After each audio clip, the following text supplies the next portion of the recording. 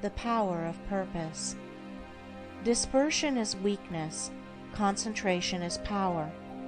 Destruction is a scattering, preservation a uniting process.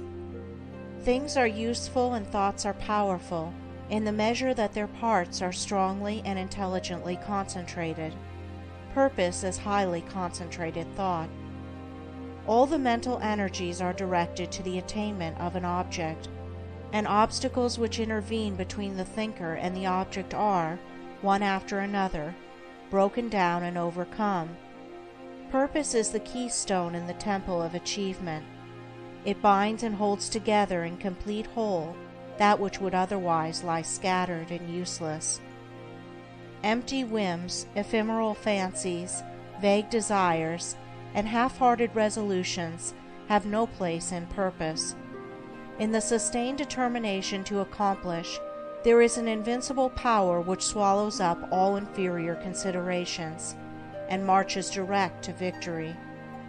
All successful men are men of purpose. They hold fast to an idea, a project, a plan, and will not let it go. They cherish it, brood upon it, tend and develop it, and when assailed by difficulties, they refuse to be beguiled into surrender. Indeed, the intensity of the purpose increases with the growing magnitude of the obstacles encountered.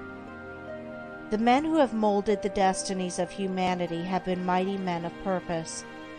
Like the Roman laying his road, they have followed along a well-defined path, and have refused to swerve aside even when torture and death confronted them. The great leaders of the race are the mental road makers, and mankind follows in the intellectual and spiritual paths which they have carved out and beaten. Great is the power of purpose. To know how great, let a man study it in the lives of those whose influence has shaped the ends of nations and directed the destinies of the world. In an Alexander, a Caesar, or a Napoleon, we see the power of purpose when it is directed in worldly and personal channels. In a Confucius, a Buddha, or a Christ, we perceive its vaster power when its course is along heavenly and impersonal paths. Purpose goes with intelligence. There are lesser and greater purposes according with degrees of intelligence. A great mind will always be great of purpose. A weak intelligence will be without purpose. A drifting mind argues a measure of undevelopment.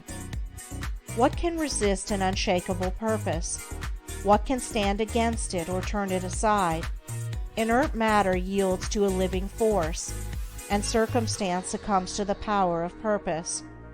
Truly the man of unlawful purpose will, in achieving his ends, destroy himself. But the man of good and lawful purpose cannot fail. It only needs that he daily renew the fire and energy of his fixed resolve to consummate his object. The weak man, who grieves because he is misunderstood, will not greatly achieve.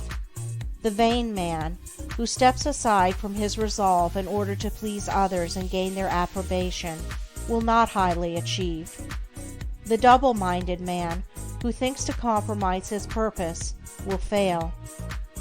The man of fixed purpose who, whether misunderstandings and foul accusations, or flatteries and fair promises, rain upon him, does not yield a fraction of his resolve, is the man of excellence and achievement, of success, greatness, power.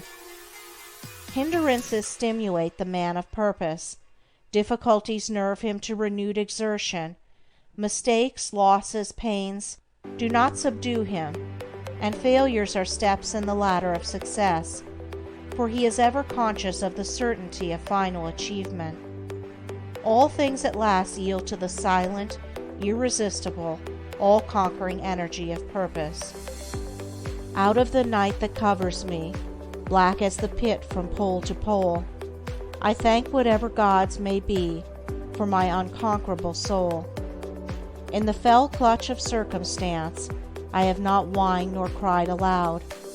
Under the bludgeoning of chance, my head is bloody but unbowed. It matters not how strait the gate, how charged with punishment the scroll